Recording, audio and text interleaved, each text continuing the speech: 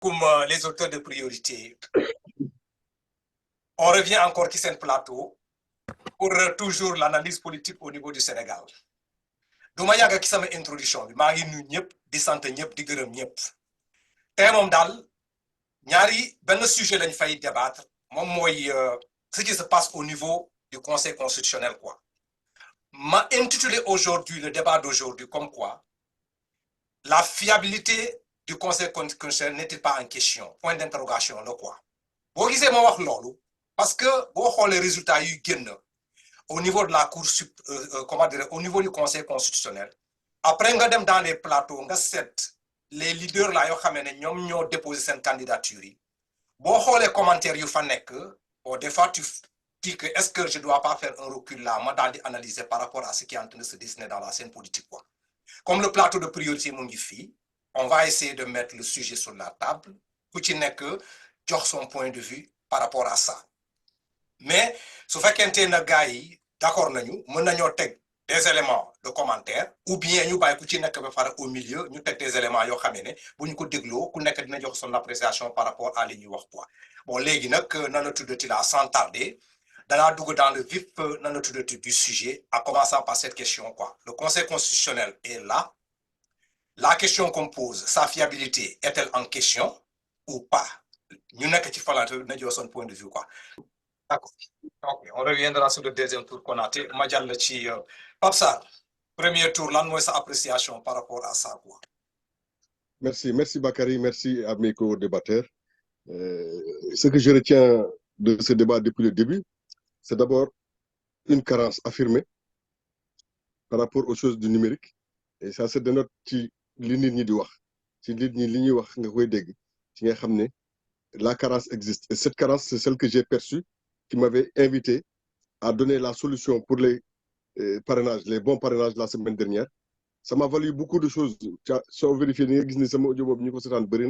mais surtout les partis politiques qui m'ont appelé au secours, il y en a beaucoup. Malheureusement, ils m'ont appelé au secours dans des temps où on était à la fin. Et c'était très difficile pour eux de prendre les bonnes mesures correctives. Résultat des courses, la plupart n'ont pas pu vraiment en bénéficier. Mais le mot d'abord, nous avons et ça, j'emprunte la trompette de Manter pour dire à Jobas que suñu mag la mag il faut muy ànd ak yar di wane yar ngeen baal ma mais je veux dire l'allusion qu'il fait autour du prénom de Mamadou Badio Camara c'est une insulte à la République parce que il parle quand même de responsables des plus hautes institutions de notre pays qui se trouve être le Conseil constitutionnel qui est notre institution supérieure. Le Conseil constitutionnel détient la charte fondamentale de ce pays, sans laquelle rien ne peut se faire au Sénégal. C'est grâce à cette constitution que nous sommes aujourd'hui, Peul, Diola, Mandingue, Socé, et dans 21 langues codifiées au moins, que tous ensemble nous soyons sénégalais. Donc, l'on mérite le respect. Donc, je demande quand même à Bougoumou Khoulo Paye ak Jobas. Donc, je lui demande de revenir aux fondamentaux et d'être respectueux. Parce qu'on ne peut pas, à son âge, dire n'importe quoi. C'est honteux, c'est horrible. Maintenant, soit dit, en passant, nous ne sommes que dans un débat qui ne mérite pas ces invectives. Nous n'avons pas suñu brain lañ soxla ak suñu échange. Élection yi limu wone moy la plupart des gens font encore, et je l'ai écrit cette semaine, je l'ai dit la dernière fois, ils font plus le distinguo entre la liste électorale. La liste électorale, c'est la liste qui comprend tous les potentiels électeurs du Sénégal où qu'ils se trouvent. Tant qu'ils se sont inscrits, parce que chez nous, il faut s'inscrire soi-même et dire je veux voter pour que nous donnions la carte électorale. D'accord? Si tu t'inscris pour avoir une carte d'identité, puisque c'est une carte d'identité qui est aussi carte d'électeur, si tu ne dis pas que tu veux voter aussi, on ne te mettra pas ton bureau de vote. Donc, c'est déclaratif, il faut le déclarer pour qu'on te mette. Dans d'autres démocraties comme en France, Konaté vient d'en parler, automatiquement, les def ci liste électorale quand tu atteins l'âge de la majorité. C'est automatique. Par contre, ça a beau être automatique, si tu bouges de la localité initiale, tu vas habiter ailleurs, il faut t'inscrire sur les listes électorales et il y a une date butoir. Mais au Sénégal aussi, il y a une date butoir pour s'inscrire sur les listes électorales. Ça s'appelle une période de révision. Et dans cette période, les gens qui n'ont jamais voté doivent aller dire « moi, je veux voter ». Je viens d'avoir 18 ans pour qu'on leur fasse une carte d'identité et une carte d'électeur et qu'on leur donne le droit d'exprimer leur geste citoyen. C'est tout simple.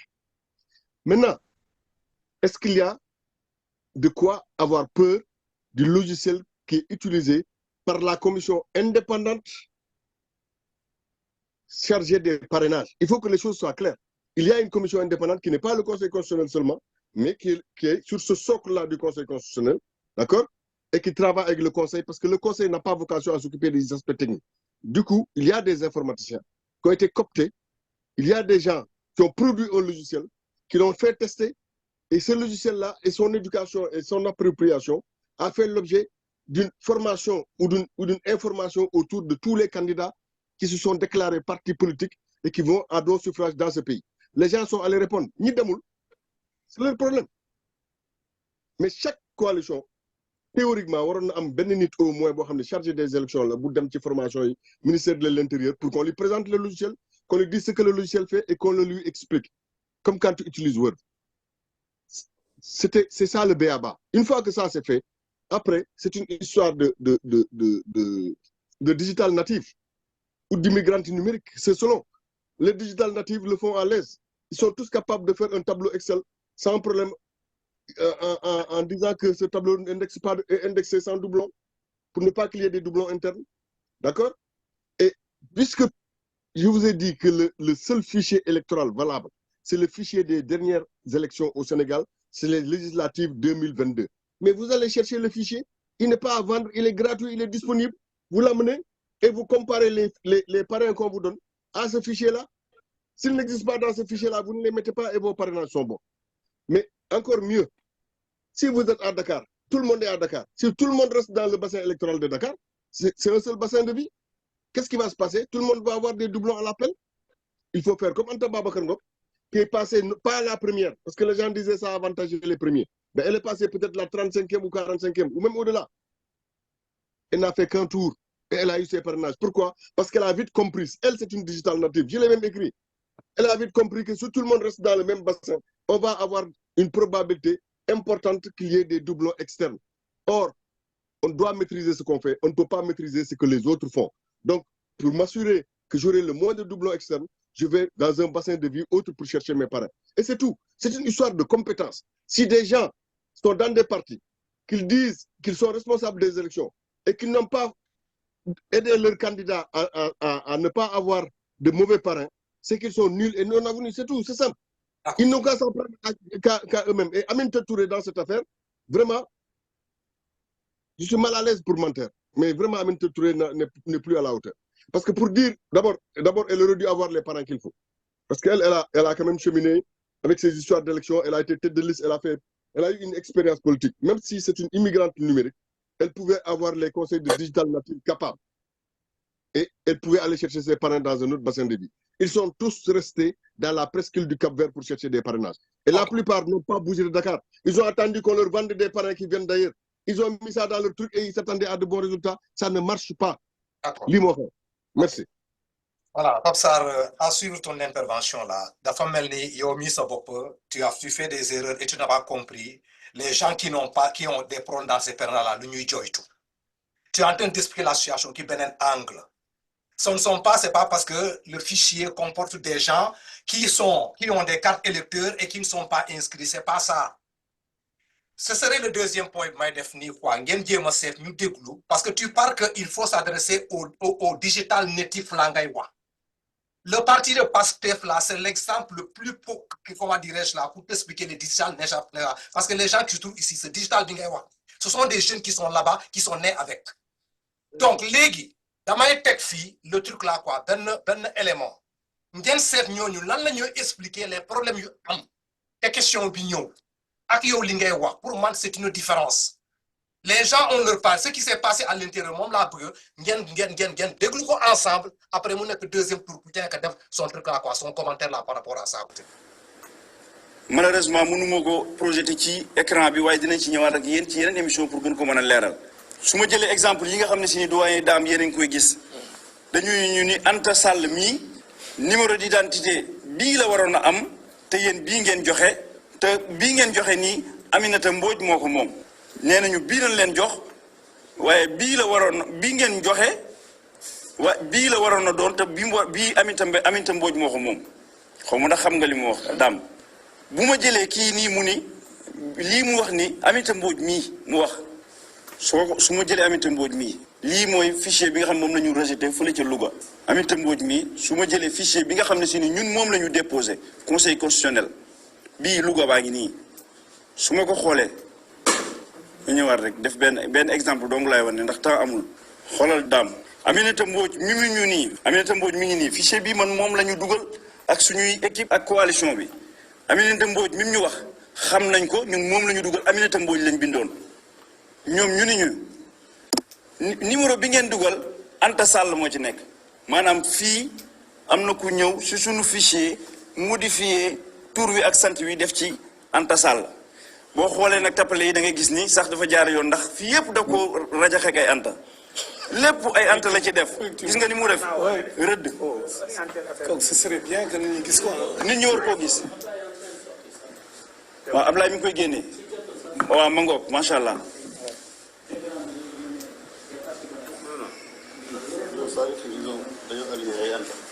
ma ngi nii nañ ko jël dañoo tiire Anta def ci ay Anta yu bare bare ni ñu ki ngeen joxe yéen Anta nangam ngeen wax xoolal bu ma jëlee beneen exemple Anta Mbaye mi mu wax nii daal ni ma numéro am Anta Mbaye la ma wax ni ma ni Anta Mbaye numéro bii nga joxe te numéro bii la waroon a doon ah daal di numéro boobu nag bu ñu fa demee Aminata Diop la xoolal ma jël numéro bi ma wax ni ma moom la waroon a doon numéro bi ma wax moom la waroon a doon su ma demee ca fiche Louga ba xoolal fan laa nekk xoolal ligne bi ma nekk El Hadj Malick Aminata Diop ma xam ko bu baax. mu normal am pièce d'identité Aminata Diop mu ni man ba may bind ak suñuy équipe ba ñuy bind Aminata Diop bind nañu li ñu war a bind lépp date d'expiration beeg yépp waaye dañoo ñëw bind Anta Sall Aminata Diop ba Anta Sall noonu la demee ci li nga xam ne si ni mooy numéro d'identité non connu de la même manière su ma demee ci beneen bi nga xam ni mooy ma jël rek bu mujj bi ndax temps bi amul date d'expiration non conforme bi nga xam ne si nii date d'expiration ku ne xam ne ne ren ci parrainage ren bi moom moo doon discriminant bi moom mooy mbir mi nga xam ne dañ ko cee dugal bëgg kenn ku nekk koy seeti nga dem ba gis ko ndax boobu mënoo koo tappale ndax dañuy bëgg ñu ni ah kii kat li nga joxe baax na discriminant non conforme mu ni ma conseil constitutionnel nee na ma date discrimination non conforme joxe ngeen fii 5787 maanaam liñ ñu 12000 yi ma waxoon sànq mooy juróomi junni yi daanaka juróom-benni junni yoo xam ne nee nañ date d'expiration bi ñu dugal baaxul juróom-benni junni ci ay carte yoo xam ne ñun nee nañ dañoo dem ba koy saisir bind tur wi bind date de naissance bi bind lépp ba mu baax nee na ñu ñëw ba ci date d'expiration carte bi ñu daal fay def leneen ma jox la ma wan la exemple bu mel noonu daam ndax daam bëgg naa lii nga yanu ko leeral ko ci rajo yépp ba ñu Sénégal yépp de gis ko. retet waaw aha xoolal su ma ñëwee ci discriminant non conforme daam discriminant non conforme nee na ma ku ñuy wax Astou Fall numéro d'identité am te dëkk Louga te xam naa ni bu ma wootee Astou Fall sax du ku may xam lay doon te Louga moom ñëpp xamee njàmbur nee na ku ñuy wax Astou Fall numéro d'identité numéro électeur am nekk lii ñu xam ko nee na date d'expiration bi ma def 27/07/2027 laa def te 13/06/27 la waroon a doon yaa ngi dégg nee na Astou Fall 27/07/2027 la suñu équipe def te 13/06/2027 la war a def léegi daam damay ànd ak yow ñu dem xooli sama clé USB Anta moo ma déposé Astou Fall moo ma déposé lan moo ci nekk xoolal damay jël pièce d'identité numéro nga exporté xoolal maa ngi ci ligne bi Astou Fall yaa ngi gis Astou Fall daam Astou Fall lan la pièce d'identité mu war a jeex 13/06/2027. 13/06/2027. Conseil constitutionnel ni ma man maa ne ko ñun coalition bi ñoo ne ko 27/06/07 la ñu wax. la war a jeex expiration. te nee na lii la war a doon. te lii moo nekk ci li nga. lii moo nekk ci la ma déposé. leer nañ.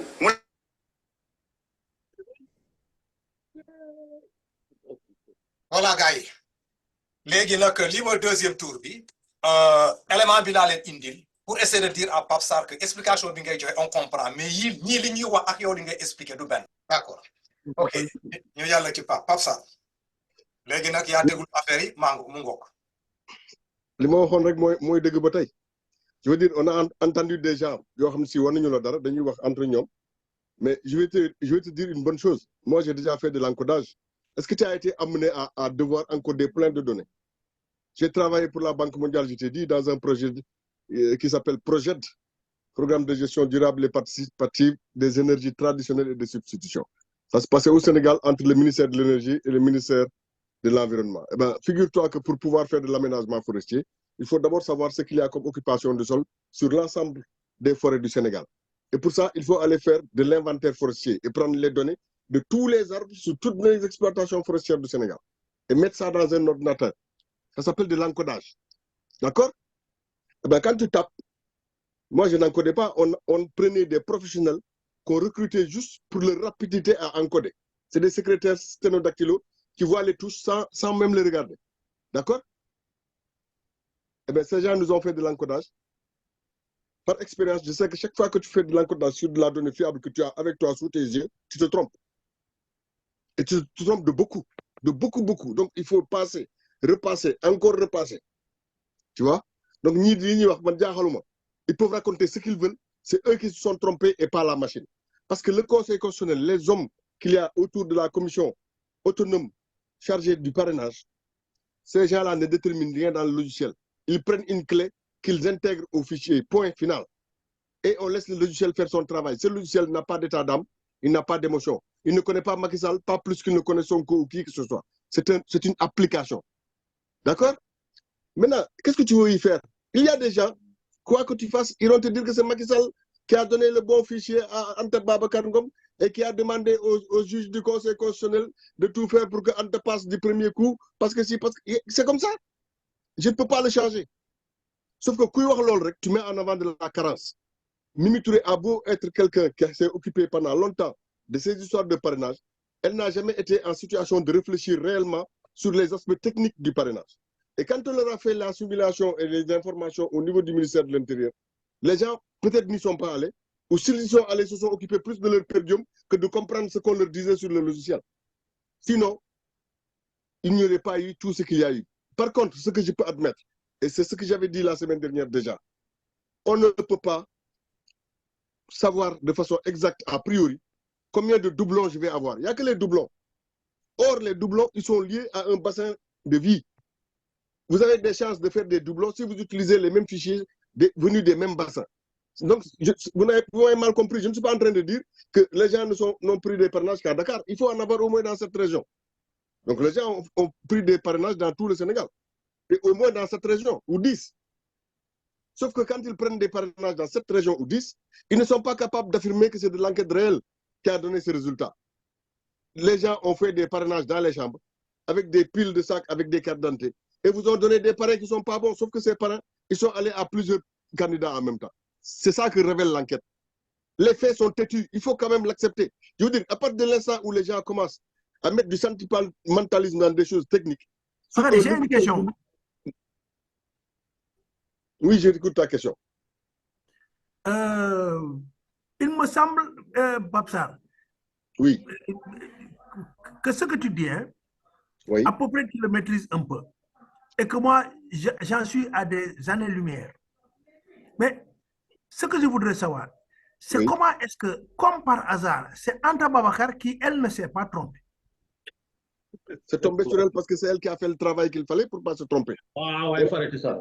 Elle a certainement eu un informaticien ou un chargé des élections qui comprend la chose, qui est un parfait digital natif qui a été vérifié ce qui se passe et qui lui a fait une bonne fiche de parrainage. Point.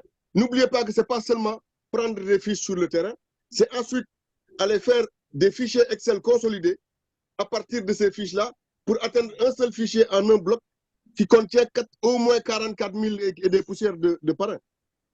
C'est de ça qu'il s'agit. On prend des fiches de 10 et à partir de fiches de 10, on fait de l'encodage.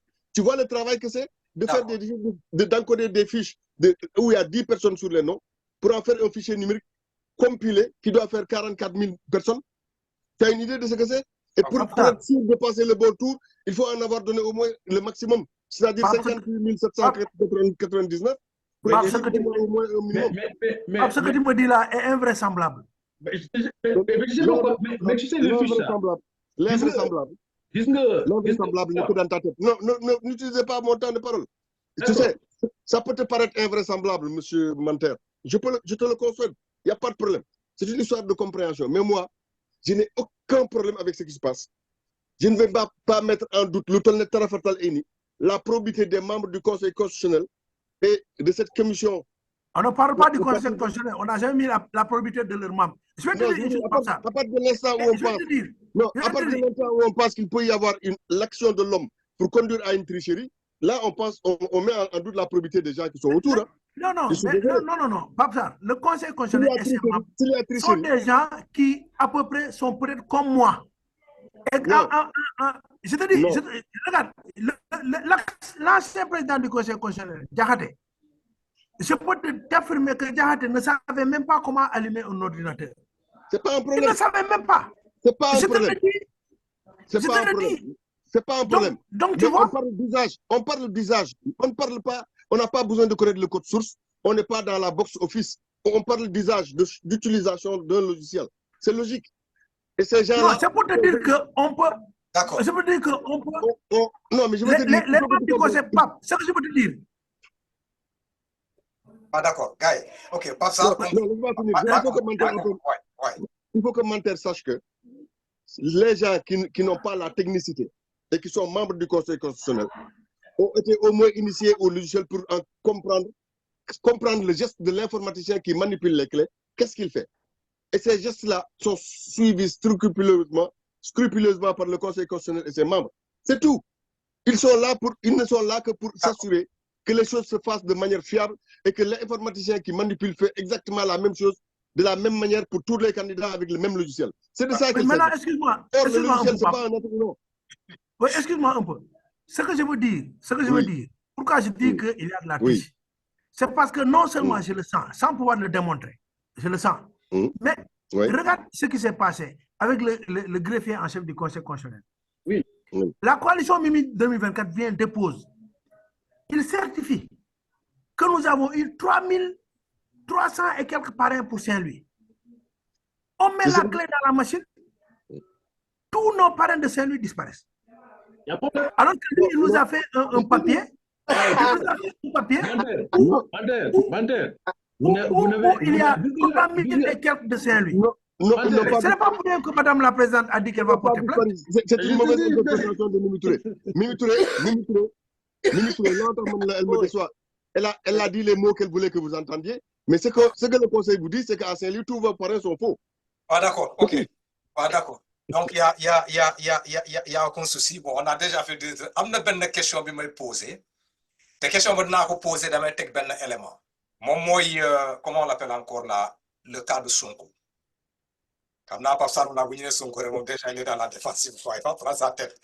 Mais l'immédiat, moi, Sonko jusqu'à présent, son cas là, j'ai regardé la liste des gens calés. Je ne trouve pas la liste de Sonko à l'intérieur. Madame Masset, les gens qui ont la deuxième chance là pour indi ay correctif, je ne vois pas le nom de Sonko là-bas. Le problème de Sonko actuellement. Parce que le Conseil constitutionnel dafa né bi mandataire bi démé li ñu ko wax dañu né le dossier de Sonko duñu ko mëna laal légui mu ne leen lan la ñu né ko nak da ngay dem après on va te saisir après. La question que je peux poser ici là parce que am na élément bu may tek.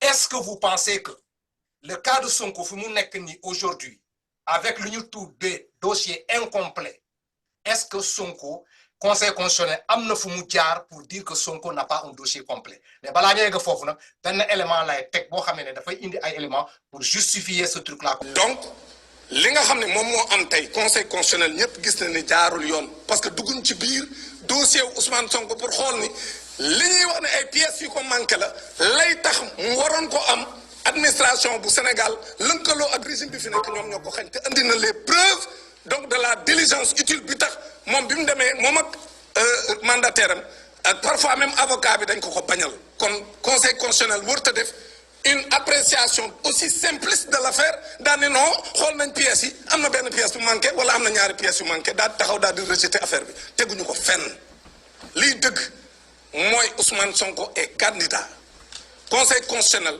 na teg mbir mi ci yoon Ousmane Sonko mënuñu apprécier dossier comme nañu apprécier ñeneen ñi parce que moom rek kot moo ci nekk ci candidat yi koo xam ne moom dossier dafa am contentieux te contentieux boobu dafa am loo xam ne moom justice su Sénégal moo ko ci jox dëgg administration bu Sénégal défier la justice sur instruction du président de la République et de son ministre de l'Intérieur lii mooy dëgg kon nag li ñu doon xaar ci conseil constitutionnel mooy mu appliquer la jurisprudence bi mës a am en 1998 il y a une jurisprudence bu ma yore nii muy la jurisprudence Insa Sankaré lan la woon mooy conseil constitutionnel vous l'avez vu le document est là qu'on peut partager Insa Sankaré dañ doon dem élection le 3 avril 1998 mu dem di déposer caution booba du woon CDC comme tey booba trésorier général moom moo doon jël xaalis bi caution bi booba ci élection député tolloon ci 3 millions bi mu demee di ko déposer après 18 heures mu ñëw fekk ni